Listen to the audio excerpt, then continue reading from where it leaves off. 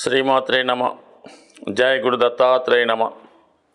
ఈ వీడియోలో మనం అక్టోబర్ 1వ తారీఖు నుంచి డిసెంబర్ 31వ తారీఖు మధ్యలో జరగబోయే ఫలితాలు మేషరాశి వారికి ఏ విధంగా ఉండబోతున్నాయి అని పరిశీలించినప్పుడు, సాధారణంగా సంవత్సర ఎండింగ్ ఈ చివరి 3 నెలల్లో జాతకుడి యొక్క ఆర్థిక స్థితి ఏ విధంగా ఉంటుంది, అతనికి ఏ ఏ సమయాల్లో ధనయోగాలు జాతకంలో యాక్టివేట్ అవుతాయి అన్న విషయాన్ని మనం వీడియోలో పరిశీలించుకోవడం వల్ల మరి సంవత్సరం ఆఖరిలో జాతకుడు తన ఆర్థికపరమైనటువంటి ఫైనాన్స్ ప్లానింగ్ చేసుకోవడానికి అనుకూలంగా ఉంటుంది.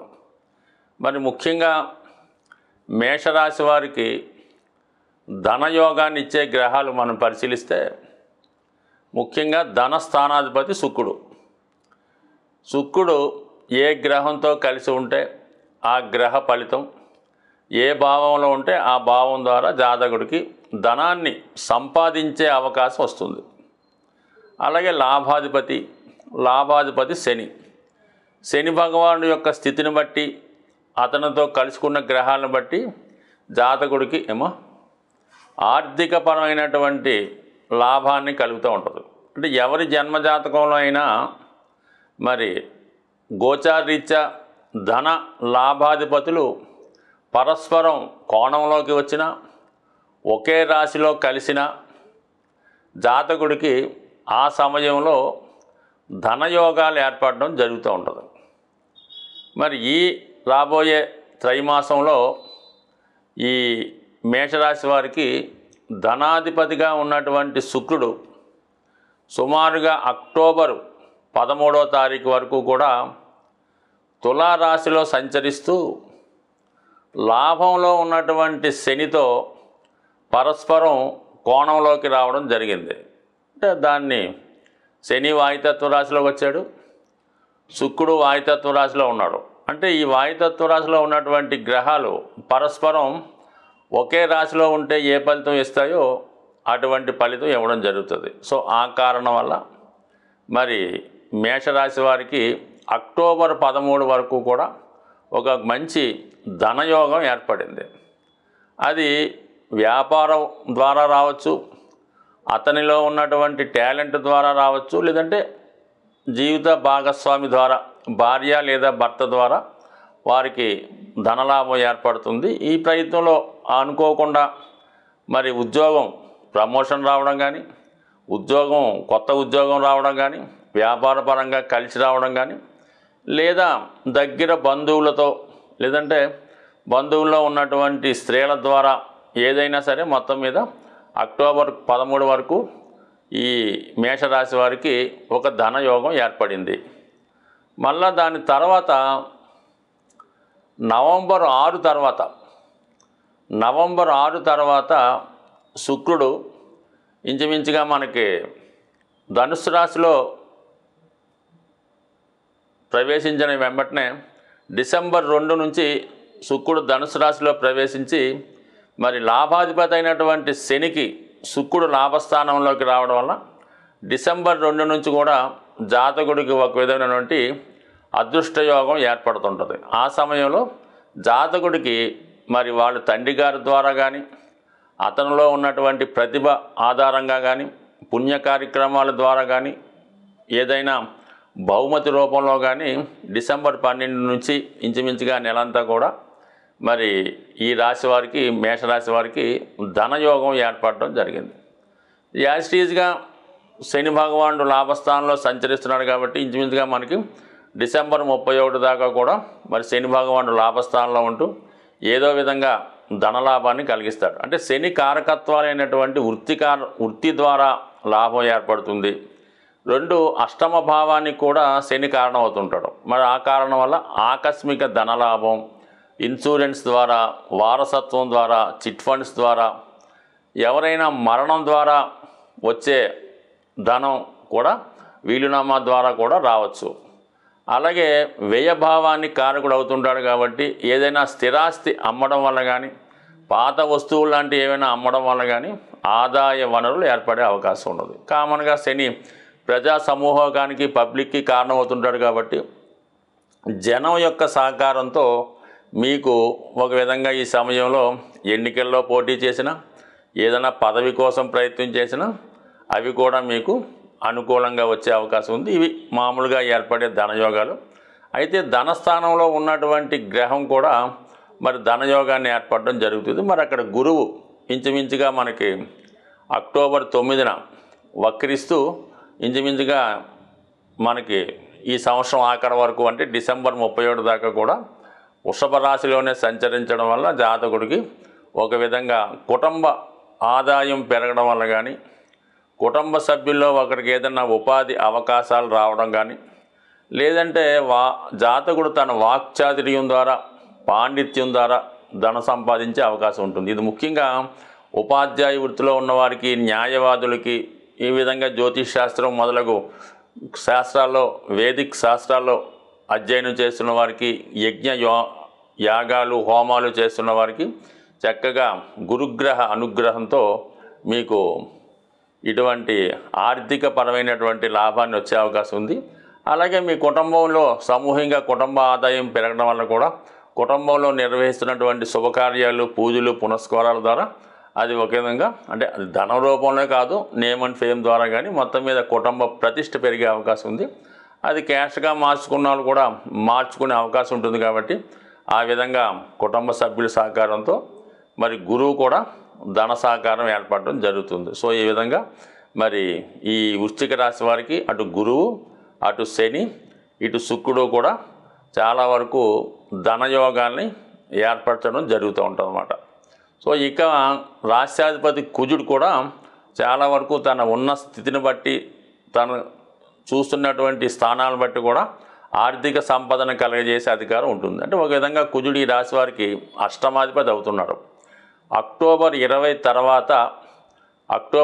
తర్వాత కుజుడు వృశ్చిక రాశిలోకి వచ్చి కొద్దిగా బలహీనపడటం, నీచ స్థితి పొందడం, అక్కడే వక్రగమనం పొందడం ఇవన్నీ కూడా జరుగుతాయి. కాబట్టి ఆ సమయంలో జాతకుడు ఏదైనా స్థిరాస్తి అమ్మడం ద్వారా మరి అతనికి ఆదాయం వచ్చే అవకాశం ఉంది. అంటే స్థిరాస్తి అమ్మవచ్చు, అలాగే ఏదైనా వాహనం అమ్మవచ్చు, అలాగే లేదంటే తన యొక్క స్థిరాస్తి కుదువ పెట్టి లేదంటే బ్యాంకులో తాకట్టు పెట్టి ఏదో చేసో తన వ్యాపార అవసరాలకి ధనం సేకరించే అవకాశం ఉంది. కొంతమంది ఆ స్థిరాస్తినే పెట్టుబడిగా పెట్టి వ్యవసాయం చేయడం కానీ, ఏదైనా పాడి పరిశ్రమ స్థాపించడం కానీ, వచ్చినటువంటి ఆస్తిలో దాన్ని ఏదైనా వ్యాపార సంస్థగా మార్చడం కానీ జరిగే అవకాశం ఉంది. అంటే స్థిరాస్తి పెట్టుబడిగా చేసే అవకాశం కూడా అక్టోబర్ 20 తర్వాత ఈ మేషరాశి వారికి కలగబోతుంది. సో మొత్తం మీద మేషరాశి వారికి ధన సంపాదించే గ్రహాలు ఏంటంటే మరి ప్రస్తుతం ఎల్లప్పుడూ సంపాదించే గ్రహాలు శని, శుక్రుడు.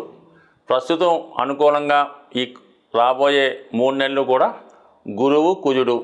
ఇందులో ఈ గురువు, కుజుడు మిత్రగ్రహాలు అవటం వల్ల చక్కగా ఎటువంటి సమస్య లేకుండా సంపాదన జరుగుతూ ఉంటుంది. శని లాభస్థానాధిపతి అవడం వల్ల ప్రతిదీ లాభంగా మారుస్తూ ఉంటాడు. శుక్రుడు ధనస్థానాధిపతి అవడం వల్ల కూడా మంచి ఫలితం ఇవ్వడం జరుగుతుంటుంది. అలాగే శుక్రుడు నవంబర్ 6 నుంచి వృశ్చిక రాశిలోకి వస్తూ ధనస్థానాన్ని వీక్షిస్తాడు. అది కూడా జాతకుడికి ధనయోగం ఏర్పడుతూ ఉంటుంది. అంటే ఈ తారీఖులు కొద్దిగా అటు ఇటు మారచ్చు. ఏదన్నా ఈ శుక్రుడు మీకు ఈ ధనయోగాన్ని వృశ్చిక రాశిలో ఉండగా ఇస్తాడు, ధనుసు రాశిలో ఉండగా ఇస్తాడు. ఇది కొద్దిగా మరి అబ్జర్వ్ చేసుకున్న వాళ్ళకి ఆ సమయంలో వారి యొక్క ఆర్థిక సమస్యలు పరిష్కరించుకునే నిమిత్తం చాలా చక్కగా ఉపయోగపడతాయి. ఏదైనా మనం ఆర్థిక విషయాల్లో ఎటువంటి లోటు లేకుండా ఉండాలంటే మరి ప్రతి ఒక్కరూ కూడా సాధారణంగా వారానికి ఒక రోజు కామన్గా ఆంధ్రప్రదేశ్ ప్రాంతంలో చాలామంది నేను చూస్తుంటాను, ప్రతి శుక్రవారం కూడా వాళ్ళు ధనాన్ని ఖర్చు పెట్టడానికి ఇష్టపడరు. ఏదో విధంగా ఆ రోజుకి ముందుగానే ఏర్పాటు చేసుకొని ఈవెన్ పెట్రోల్ కానీ ఏదైనా ఇంటి అద్దెలు ఏ విషయంలో కూడా మీరు శుక్రవారం రోజు ధనాన్ని బయటికి పంపకూడదు. అలాగని పేటీఎం, ఏటీఎం కూడా చేయకూడదు. దాని తర్వాత శుక్రవారం రోజు ఇతరుల ఇంటికి వెళ్ళి వాళ్ళ ఇంట్లో నిద్ర చేయడం చేయకూడదు. ముఖ్యంగా స్త్రీలు ఈవెన్ పుట్టింటికైనా చుట్టాలింటికైనా అక్కగారింటికైనా శుక్రవారం ఎట్టి పరిస్థితిలో కూడా మీరు భర్త గారింట్లోనే మీ ఓన్ ఇంట్లోనే ఉంటేనే బాగుంటుంది. ఇతరుల ఇంట్లో నిద్ర చేయడం వల్ల కొంతవరకు ఇబ్బంది అవుతుంది. అలాగే బంగారు ఆభరణాలు లాంటివి శుక్రవారం రోజు ఎవరికన్నా ఎరువు ఇవ్వడం కానీ, ఏదన్నా అర్జెంట్ పని వచ్చిందని తాకట్టు పెట్టడం కానీ చేయడం వల్ల చాలా వరకు ఆర్థిక పరంగా మీరు తిరిగి జీవితంలో కోలుకోలేకపోతుంటారు అన్నమాట. సో ఈ విధంగా ఈ నియమాలు పాటించి కనీసం శుక్రవారం కానప్పుడు వారి ప్రాంతాన్ని బట్టి మంగళవారం ఈ విధంగా చేయడం వల్ల మీకు ఏమవుతుందంటే 15% మనీ సేవింగ్ అవుతుందన్నమాట. అంటే ఒక్కరోజు మీరు ఆ ఖర్చులు అదుపు చేయడం వల్ల మీకు 15% సేవింగ్ అయినట్టే అవుతుంది. అది ఆటోమేటిక్గా మీకు దాని 6 నెలలకి 100%గా మారుతూ ఉంటుంది అన్నమాట. అయితే ఇంకోటి ఏం చేయాలా, ముఖ్యంగా ఆర్థికపరమైన చికాకులకి తమలపాకులు మరి అమ్మవారికి కానీ ఆంజనేయ స్వామికి కానీ ఎవరికన్నా సరే మరి తమలపాకుల మీద కొద్దిగా సింధూరం మరి ఏదైనా నెయ్యిలో కలిపి బొట్టుగా పెట్టడం కానీ, ఇంకా అవన్నీ అక్కర్లేదు. తమలపాకులు, ఏలక్కాయలు మరి అమ్మవారికి తాంబూలంగా పెట్టాలన్నమాట. పెట్టచ్చు, అలాగే ఆంజనేయ స్వామి పెట్టచ్చు. ఇది చేయడం వల్ల కూడా మీకు ధన సంపద చేకూరుతూ ఉంటుంది. సరే, అది కొంతవరకు అదొకటి చేసుకోవచ్చు. తర్వాత ఏంటంటే మీ యొక్క పర్సులో లేదంటే మీ యొక్క క్యాష్ బాక్స్లో మారేడు దళం ఉంటుంది. మారేడు దళం అది ఏదైనా శివాలయంలో కానీ అమ్మవారి గుడిలో కానీ పూజ చేసింది ఒక మారేడు దళాన్ని తీసుకొని మీరు అది మీ పర్సులో పెట్టుకోండి. నిత్యం ధనం కలకలాడుతూ ఉంటుంది. ఎంత వాడిపోయినా ఎంత మాడిపోయినా ఈ మారేడు దళం మీరు పాకెట్లో పెట్టుకోవడం వల్ల కానీ పర్సులో పెట్టుకోవడం వల్ల జరుగుతుంది.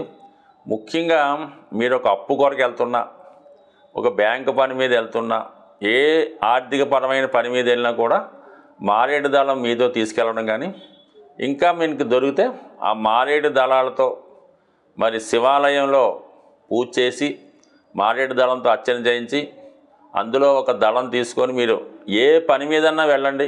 ఆఖరికి భార్యాభర్తలు ఇడిపోయి ఉన్న రాజీ కొరకు మీరు వెళ్తున్నా కూడా అది ఖచ్చితంగా పూర్తి అవ్వడం జరుగుతూ ఉంటుంది. ఇది అద్భుతమైన రెమెడీ కాబట్టి ఇది కూడా మీరు నిరభ్యంతరంగా పాటించవచ్చు. అలాగే మరి కొంతవరకు ఒక పటిక బెల్లం ముక్క, చిన్న పటిక బెల్లం ముక్క ఇదే లేదా క్రిస్టల్స్ కానీ చిన్న చిన్న క్రిస్టల్స్ కానీ ఒక కవర్లో పెట్టి ఎప్పుడు మీ పాకెట్లో పెట్టుకోండి. ఏ పని మీద వెళ్ళినా కూడా అది మీ దగ్గర ఉంచుకుంటే 100% మీకు ఆ పనులు సక్సెస్ అవుతాయి. అలాగే ముఖ్యంగా చీమలకి, నల్ల చీమలకి పంచదార ఆహారంగా వేయడం వల్ల కానీ, చెరువులో అది చేపలు ఉంటాయి కదా, ఆ చేపలకి బిస్కెట్లో ఏదో ఒకటి ఆహారంగా వేయడం వల్ల కానీ, మరి అలాగే గోవుకి అరటిపళ్ళు, పసుపు రంగు అరటిపళ్ళు పెట్టడం వల్ల ఇవన్నీ కూడా జాతకుడికి అదృష్ట యోగాన్ని, సూక్ష్మంలో మోక్షంగా ధనం సంపాదించడానికి కారణమవుతుంది. స్వస్తి.